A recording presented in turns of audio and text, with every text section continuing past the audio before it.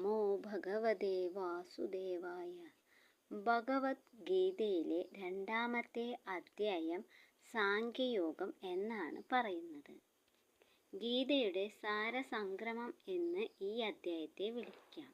ഇതിലെ ഏറ്റവും പ്രധാനപ്പെട്ട ചില ഭാഗങ്ങളും അവയുടെ അർത്ഥവും ഞാൻ പറയാം.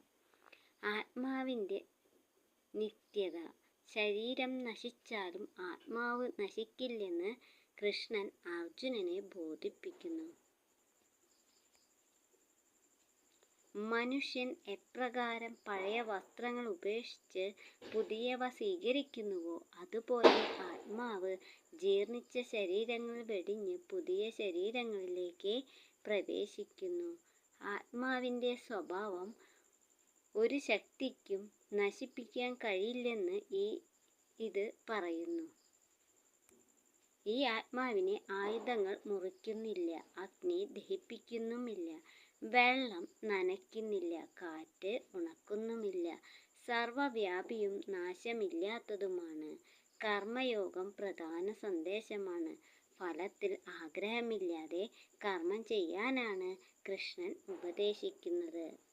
കർമ്മം ചെയ്യാൻ മാത്രമേ നിനക്ക് അധികാരമുള്ളൂ. അതിൻ്റെ ഫലങ്ങളിൽ ഒരിക്കലും കർമ്മഫലത്തെ ലക്ഷ്യം വെച്ച് നീ പ്രവർത്തിക്കരുത്. അതുപോലെ കർമ്മം ചെയ്യാതിരിക്കുന്നതിലും നിനക്ക് താൽപ്പര്യം ഉണ്ടാകരുത്. സ്ഥിതപ്രജ്ഞൻ, ബുദ്ധി ഉറച്ചവൻ. ലക്ഷണങ്ങൾ: ആമ തൻ്റെ അവയവങ്ങളെ ഓടയ്ക്കുള്ളിലേക്ക് വലിച്ചെടുക്കുന്നത് പോലെ ഇന്ദ്രിയങ്ങളെ വിഷയങ്ങളിൽ നിന്ന് പിന്തിരിച്ച് മനസ്സിനെ നിയന്ത്രിക്കാൻ കഴിയുന്നവനാണ് യഥാർത്ഥ ജ്ഞാനി. ഭഗവത്ഗീതയിലെ 2-ാം അധ്യായം പ്രധാനമായും 3 കാര്യങ്ങളാണ് നമ്മെ പഠിപ്പിക്കുന്നത്. ജ്ഞാനം. ആത്മാവ് മരിക്കുന്നില്ല എന്ന സത്യം മനസ്സിലാക്കുക. ധർമ്മം. സ്വന്തം കടമയിൽ നിന്ന് പിന്തിരിയരുത്.